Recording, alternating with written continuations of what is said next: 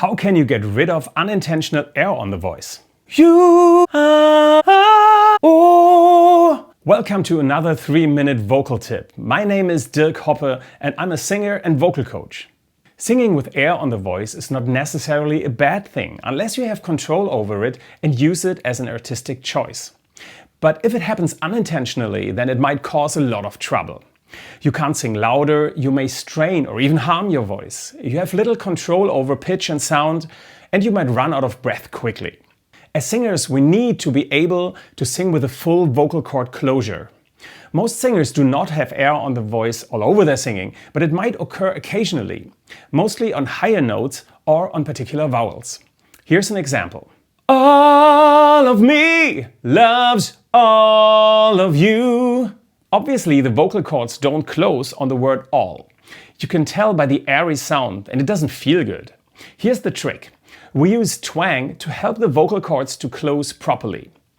Twang is often described as a placement of the sound in the frontal cavities, and it's true that you might feel the resonances there when performing more twang.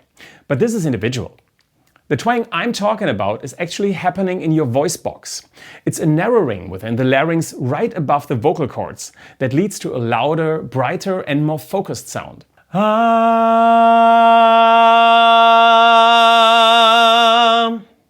We use the twang here for a healthy sound production because every sound you make requires a minimum amount of twang.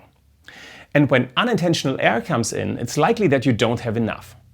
Now, make a twanged sound first by saying "eng, eng, eng, eng, eng, eng, eng," and let the sound be really nasty.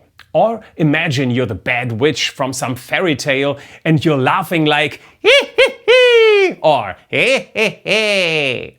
Check the placement of the back of your tongue. It should be raised up against the upper molars. Can you feel it? Now, keep that position and sing the note that got airy on G or G. Try both and use the vowel that works best for you. Geep, geep. You shouldn't have air on the voice anymore. Otherwise, take it a bit lower in pitch or go back to the nasty sounds to find the twang first. If it works, try the more difficult vowels like aw, but keep the back of the tongue in this raised position as much as possible.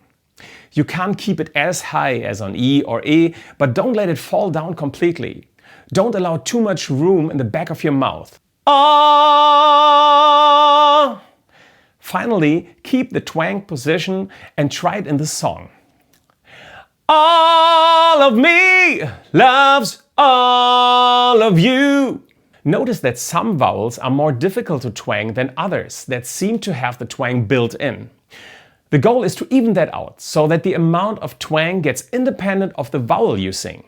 You can use more or less twang depending on your taste or singing style, but always make sure to have that necessary amount of twang that you need to sing in a healthy way.